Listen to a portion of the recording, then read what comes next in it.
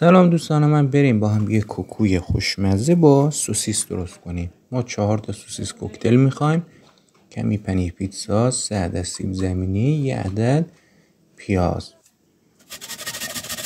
اول از همه سیب زمینی‌هاتون رو خوب رنده کنید و آبشو دور بریزید.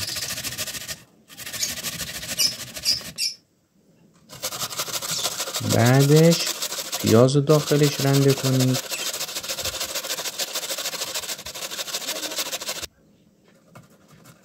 بعد از پیازم کوکتلاتون رو با رنده درشت کاملا رنده کنید.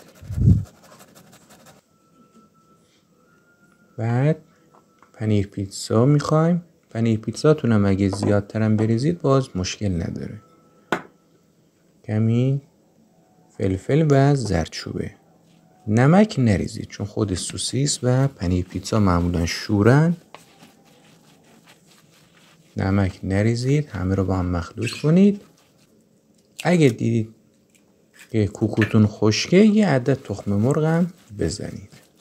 دل بخواهیه. من چون کوکوم خشک بود 1 دونه تخم مرغ هم زدم.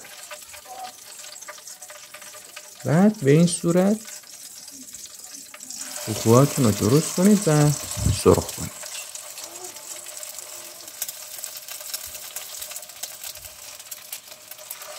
شعله گاز رو کم کنید. هر طرف 3 الی 4 دقیقه بمونه کافیه.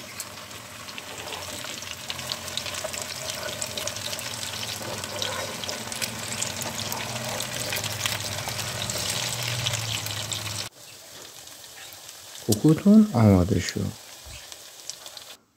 با کمی خیار و گوجه و کمی سس نوش جانتون.